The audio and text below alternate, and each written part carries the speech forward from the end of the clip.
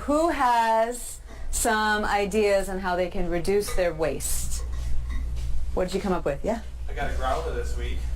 Good for you.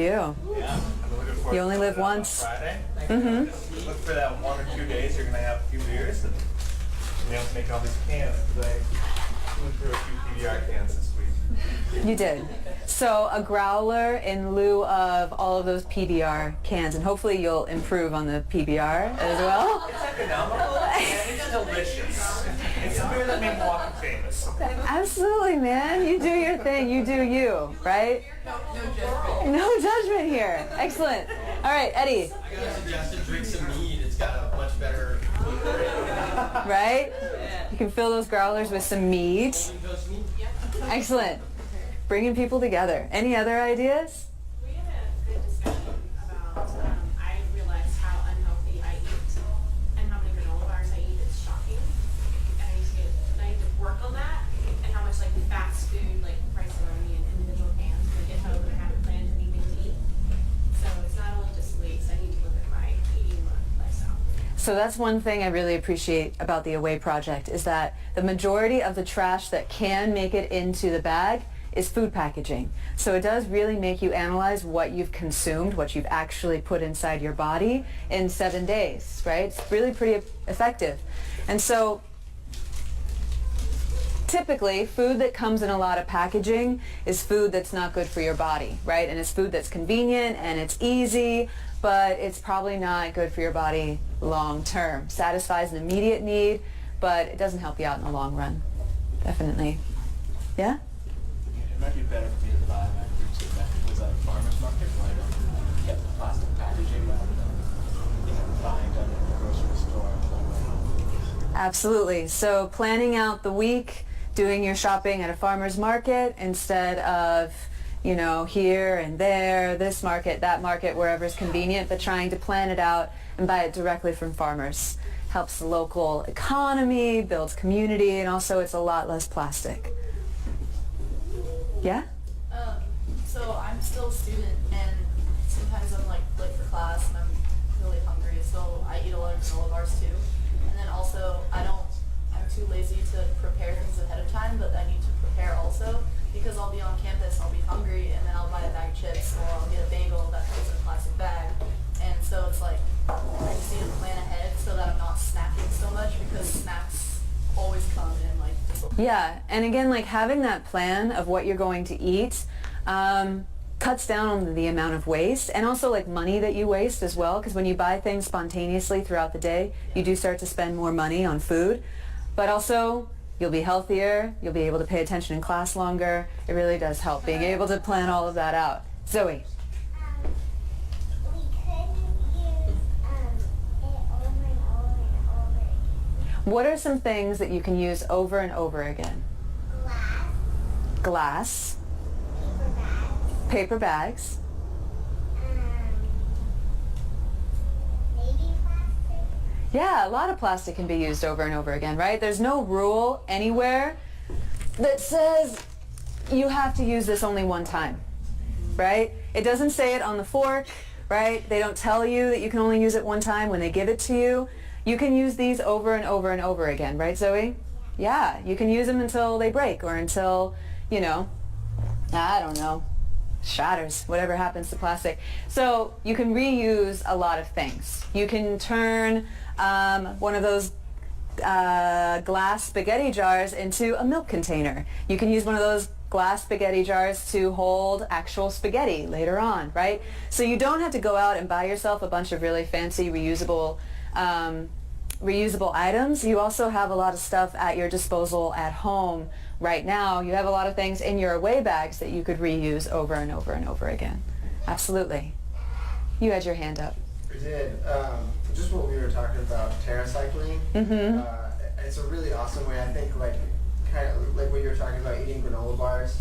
Like it's kind of unavoidable if you're living in a fast-paced lifestyle. Like some people make granola bars at home, but that's kind of an endeavor.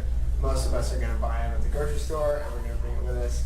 And that's never going to be something they can recycle except through TerraCycling, which is like a really cool company. It's a really cool idea that upcycles those bars, wrappers into like purses and other like So for those of us who, rely on those Cliff Bars to get us through the day, there's always TerraCycling. It's not part of the traditional recycling stream. It's a separate company, and so you can ask your place of business or your college, your campus, to put in TerraCycling so that you have a place to put all of those wrappers so they can get upcycled into new materials. Yeah. Any other ideas? Yeah. Receipts. I think I bought 2 things, and this is how long it came out because they're all ads. And I don't know if places have an option to just do no paper receipt at all, because I know some places require it, but cutting down on receipts because receipts are not recyclable also. So. Yeah, receipts are not recyclable. They contain plastic and BPA, high levels of BPA actually. You go to CVS and they give you reams of coupons that really aren't that great of a deal also. They always have the longest receipts. Yeah, it just keeps going and going and going as it feeds out to you. So, I would be careful though with those places like the little iPad that spins around and they ask you for your email. I have noticed that they do sell your emails to other companies and you'll start to get emails from other people. So always be careful with your identity. That's the most important thing, right? Be careful with your identity and, try to avoid the receipts. I don't have a perfect solution on the receipts. I haven't thought of one. Paper, make a little notepad out of it, rip it into little squares, and then you have a notepad. All right, upcycling. Recycling. Yeah. Nate? I think a month ago, Jimbo's changed over, so receipts are optional now. Oh yeah, so Jimbo's, I think they've always been like that, haven't they? It was it's a new thing. Oh, okay. So Jimbo's is really cool. They ask you if you want a receipt. If you say no, they don't even print it out, right? There's a Jimbo's in Horton Plaza, which is close by. Where are the other Jimbo's at? Del Mar. Yeah, Del Mar needs all the help it can get, right? So. Trash City, Del Mar. Yeah, Eddie. There's a lot of receipt companies that make soy-based ink receipts. Oh, soy-based Is ink. this not being used here, or? Not that I'm aware of. Uses soy-based. Yeah, most They of them do? are Hawaii, most of them are soy-based inks. Yeah. So a lot of the stores I go to, they say they still have a sign behind the cashier saying that their receipts contain BPA in the ink. So maybe they've switched over and they just haven't taken those signs down, but I do still see those signs. Like at grocery outlet, which is where we do a lot of our shopping. Yeah, I haven't eaten a few of my worms. So. Okay. The soy-based ones you can compost. Yeah. Yeah. Zoe.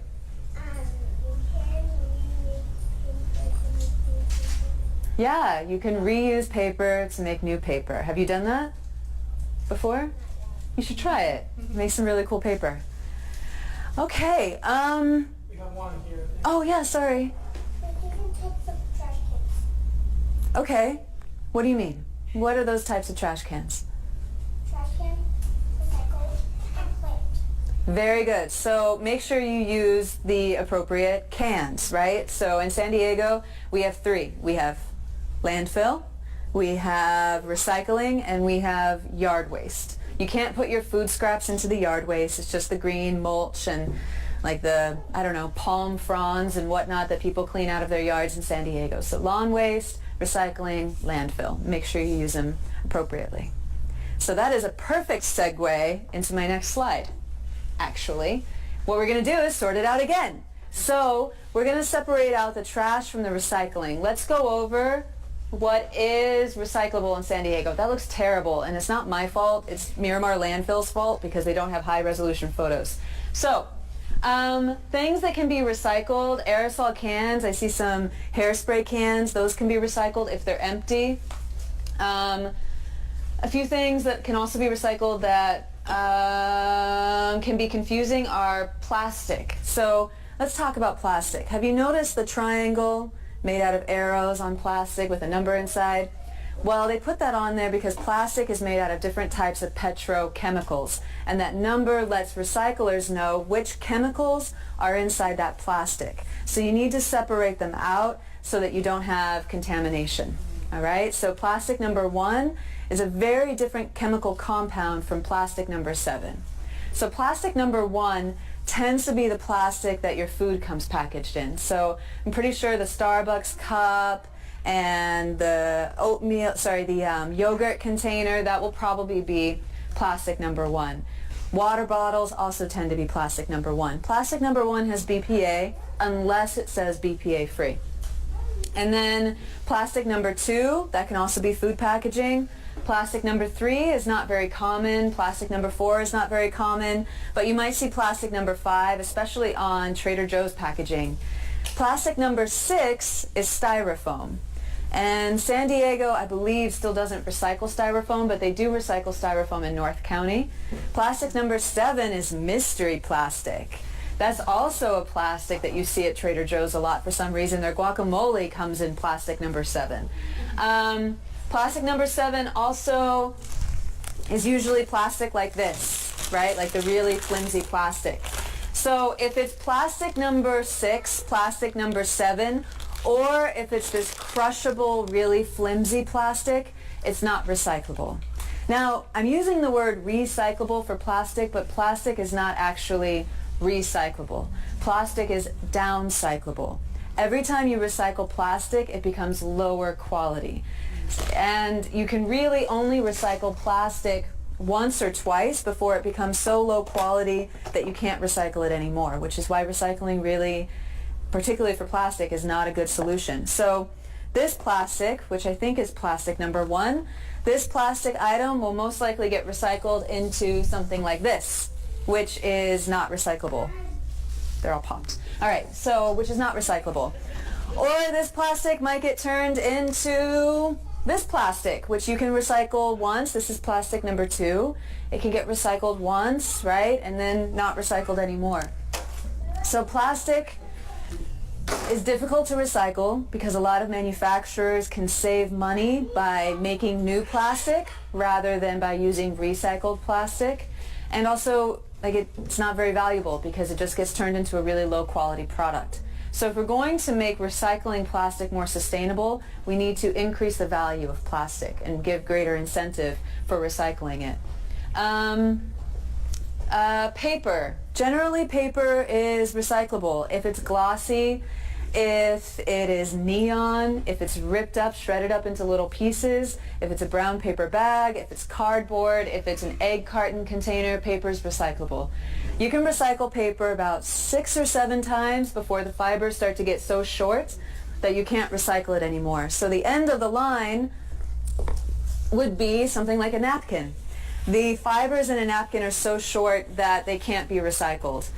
But napkins can be composted. So if you have a compost bin, you can drop your soiled, your clean napkins into a compost bin. That's why it's particularly tragic when a tree gets turned into a napkin, right? Because it can never be reused, can never be recycled. I have a question about Yeah. paper. You said shiny paper, yes? Yeah, glossy paper, unless it's coated with plastic. I mean, What is the point of a... when I get these in the mail, should I take it apart, open it up, take out the inside and recycle this and throw this away? So I'm not entirely sure it's necessary, but it is what I do, right? So when I go through all of the junk mail, I do rip off the plastic thing that they put over your address. I rip that off so it doesn't go in because that's not recyclable. Maybe I'm wasting my time, I don't know, but I don't think I am. I think you do have to separate it out. What? Clear conscience afterwards. Well, I find something else to worry about, trust me. Okay, so back to plastic. I don't see... Okay, this is a good example. So, this is made out of paper, right?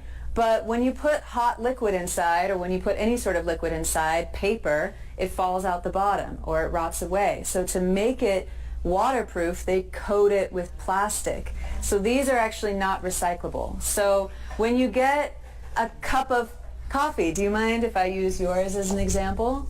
Is that, I don't know whose that is. Get the whole tower. All right. This is really not necessary, but okay, there we go. So when you, this is a perfect example. All right, when you get a cup of coffee from Starbucks, all right, the only piece that is actually recyclable is this piece right here. The lid the straw, the cup, none of that is recyclable. The only piece that can actually be recycled is this. All right? And that's because they coat it with plastic so that your drink doesn't fall all over you and you don't sue them, right? So the top is generally plastic number 6. If you live in North County, you can recycle it because it's styrofoam. If you live in San Diego, you'll have to put it in the landfill. All right. Anybody know how long it takes styrofoam to decompose? Eddie? Oh, sorry. You had your hand up like, oh, I know. No? Feeding it to mealworms, and they eat it in about 2 days. Your mealworms? Yeah. Okay. Zoe? 20 years? A little bit more. 2 million years? A little bit more. 8 million. Right? It never decomposes. Right? It's a grand mystery. Scientists think that styrofoam, the styrofoam will never ever decompose. Glass also never decomposes. Once you turn sand into glass, it can never turn back into sand. But glass is recyclable, truly, actually recyclable. You crush glass and it gets turned into new glass, right? So glass is recyclable. Styrofoam really isn't. And styrofoam never decomposes. So do you have any solutions for your tower of cups? Anyone? No possible solution. Okay, moving on. All right, aluminum. So, okay, aluminum is also recyclable. Aluminum product, okay? Aluminum is pound for pound one of the most expensive materials that you use every day, right? We get aluminum from ore out of the ground, and then it takes a tremendous amount of water and energy to turn that rock into something like an aluminum baking pan, right? Tremendous amount of energy. If you recycle one aluminum PBR, if you recycle one Pabst Blue Ribbon from Milwaukee, if you recycle one, you save enough energy to keep this TV running for 3 hours. Just one can. And 100% of that can gets turned into a new can, or an aluminum bicycle, or a bench, right? So aluminum is very, very important to recycle, and we've been recycling it since World War II, right, when it became extremely expensive and extremely difficult to get. Pop quiz. How long have we had a recycling program in the United States in which you had different bins that got recycled and the city provided it for you? Any guesses? 45? 1973. It was the hippies, right? The hippies got us. Any other guesses? 94. So it was actually the 1890s. Was that your guess? I'm so sorry. I'm sorry, bud. Okay, yeah, 1890s in New York City. They created a recycling program for ash, glass, and newspaper. All right? New York City was pretty trashed. And to try to clean up the city, they created the very first recycling program in the United States. All right. Any other questions about what is recyclable and what is not? Yeah? So these are like all over campus, the Starbucks cups, and this is number 5. So that is recyclable, So, yeah, so but the normally- paper one coated in plastic Okay, is so not. normally like what I do is I'll like take the lid off and the straw, and then I'll put this in the recycle. Is that? Mm-hmm. Yeah, that's perfect. Okay. Yeah, so can I... Yeah. All right. So when you get a cold drink from Starbucks, it comes in this and a lid and a straw. And if you want to recycle most of it, just take off the lid and the straw, put it in a trash receptacle, and then put this in the recycling bin. Yeah. Try not to buy these. Or even better, what could you do? I have a reusable. Or have a reusable one, right? For your tea and drink. They're really cool about doing it. Yeah. And then also, even if you sit in a Starbucks, right? If you ask them for a mug or you ask them to put it in a cup for there, they will, right? They do have them sitting in the cupboards. They can definitely get you one. Even Starbucks, right? Like you don't have to take that if you're going to be sitting in. They can put it in a glass for you. Zoe? Yes, glass is definitely recyclable, and you should recycle it. and reuse it, right? In lots of creative ways. Any other questions about recycling? Nate? I see kind of removal of that black bean. Oh yeah, that's How about that? so I You love to throw me off. don't know if it's, I think it's like wax or plastic inside or not. Can't be safe. So I think this is a Tetra Pak. I think this is a Tetra Pak, like what your milk comes in, right? Like the little milk things that absolutely no one can open, right? So I think it's a Tetra Pak, and Tetra Paks are recyclable because that's wax, it's paraffin, it's not plastic. So how do you know if it has a wax coating or a plastic coating? Is there a way? If it's hot, it has plastic, and if it's cold, it has paraffin. Because the paraffin will melt if you put in hot liquids. Okay. No, but How about the Chinese food to go containers? oh, those are recyclable. Yeah. Yeah, so Chinese takeout containers, definitely recyclable. Is that if they're clean? Yeah, oh, that's a good point. So, so one big reason why items won't get recycled once they get to a recycling facility is that they're too dirty. A really good example would be gallon milk jugs. If you leave milk in the gallon milk jug, that becomes contaminated and it's extremely low quality, and it's really difficult for recycling companies to actually sell those contaminated milk jugs to a manufacturer who wants to use that plastic. So when you do put food and other contaminants in with your recyclables, know that you are reducing the quality of the product. Okay, so if you are like really diligent about your recycling, you fill up your recycling bin, but you put like one thing in there that contaminates your whole bin. First, like how does that, like what happens? Like does that mean that everything in your recycling bin gets thrown away? Or do you know like... There's no guarantee that everything will get thrown away. It might be easy enough so that even though it's 2016, we still do all of our recycling by hand. So the recycling gets dumped onto a conveyor belt and people still sort through it by hand, right? So that's a Tetra Pak, so you can recycle that, right? Just take the lid off of it though.